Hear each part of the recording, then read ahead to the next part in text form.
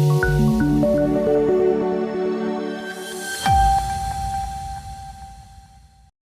વર્ષ નજીક આવતા અમદાવાદ પોલીસ શહેરમાં સુરક્ષિત અને વ્યવસ્થિત ઉજવણી સુનિશ્ચિત કરવા માટે તેમની સતર્કતા વધારી છે. અમદાવાદના વિવિધ ભાગોમાં મોટી ભીડ એકત્ર થવાની અપેક્ષા સાથે પોલીસે કાયદોની વ્યવસ્થા જાળવવા અને કોઈ અનિચ્છનીય ઘટનાઓને રોકવા માટે અનેક પગલાં લીધા છે. અમદાવાદ પોલીસ કમિશનરે લોકોને વાહનોની આવક જાવક સંભાળવા માટે ટ્રાફિક પ્રતિબંધો અને માર્ગદર્શિકાઓ જારી કરી છે. મુખ્ય માર્ગો જેમાં સીજી રોડ અને સિંધુ ભવન રોડનો સમાવેશ થાય છે.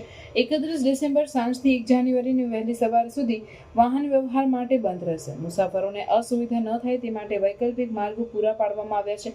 ટ્રાફિક વ્યવસ્થાપન ઉપરાંત શહેરના વ્યૂહાત્મક સ્થળોએ 145 ચેકપોઇન્ટ સ્થાપવામાં આવ્યા છે.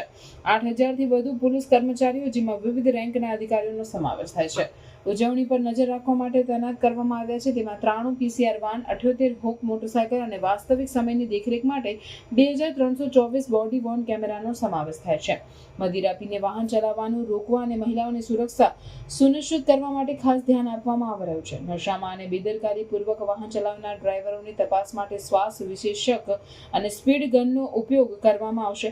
પોલીસે પ્રતિબંધ કાયદાઓ અમલમાં લાવવા અને ગેરકાયદેસર દારૂના વિતરણ અને વપરાશને રોકવા માટે અભિયાન શરૂ કર્યું છે.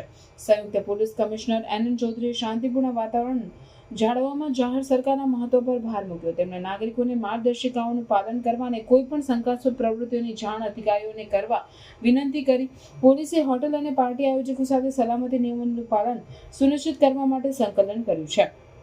કુલ મળીને અમદાવાદ પોલીસ નવું વર્ષ ઉજવણીને સુરક્ષિત અને આનંદમય બનાવવા માટે કોઈ કસર છોડતી નથી. આ પગલાઓ સાથે શહેર ઉત્સાહ અને સુરક્ષાની સાથે નવું વર્ષ આવકારવા માટે તૈયાર છે.